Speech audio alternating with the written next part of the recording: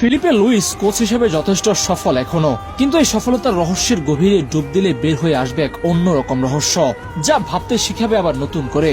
এক নজরে Philippe লুইসের coaching নিয়ে আলোচনা করলে দেখা যাবে তিনি বর্তমান ব্রাজিলিয়ান কোচদের চেয়ে ভিন্ন আছেন। বর্তমান ফুটবলের চাহিদা ইউরোপিয়ান বিগ টিমগুলো চাহিদাকে প্রাধান্য দিয়ে দ্রুত সময়ে সফলতার জন্য সময়োপযোগী কোচের কৌশল আয়ত্ত করেছেন, নতুন নতুন কিছু জানতে শুরু করেছেন। তার কোচিং ফিলোসফি নিয়ে বললে তিনি জাভি আর্তেতার পজিশনাল ফুটবল, দিয়েগো সিমিওনের ডিফেন্সিভ ডিসিপ্লিন প্লাস নিজস্ব বল বিল্ড আপের সংমিশ্রণ। অর্থাৎ এক কথায় ফিলিপে লুইস তিনজনের সংমিশ্রণে গড়ে উঠতে থাকা এক মডার্ন টেকটিক্যাল কোচ। এছাড়া তার কোচিং স্টাইলের টোটাল ফুটবলের জনক জোহান ক্রুইফের সেই বিখ্যাত ট্রায়াঙ্গেল স্ট্রাকচারও রয়েছে। তার কোচিং কৌশলে ফুটবলাররা বল পজিশন রেখে স্পেস ক্রিয়েট করে, পারফেক্ট জোনে পজিশন নেয়, ট্রায়াঙ্গেল অর্থাৎ ত্রিভুজ আকৃতিতে দাঁড়িয়ে সেফ পাসিং অপশন তৈরি করে, ডিফেন্স থেকে থ্রু পাস দিয়ে আক্রমণ বিল্ড আপ করে, ডিফেন্ডিং এর সময় নিখুঁত ডিফেন্ডিং, প্রেসের সময় একসাথে প্রেস।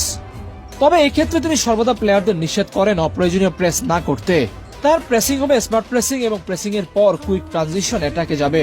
তার আন্ডারে তরুণ কোনো খেলোয়াড় আসলে তাকে বল নিয়ন্ত্রণ, fast touch, smart decision making এবং ডিফেন্ডারের 1v1 ডিফেন্ডিং এ দক্ষ করে তোলা, যেটা তার ট্রেনিং সেশনে কমন ব্যাপার। তার এই ফিলোসফিতে উইঙ্গার ফুলব্যাকরা প্রচুর ফ্রিডম পায়, উইংব্যাক দিয়ে ওভারল্যাপিং, আন্ডারল্যাপিং করার সাথে উইঙ্গার দিয়ে বক্সে থ্রেট ক্রিয়েট করেন। সবকিছু মিলিয়ে ফিলিপে লুইস বড় প্রজেক্টে এমনকি তুলনামূলক ছোট প্রজেক্টে কাজ করার জন্য আদর্শ একজন কোচ।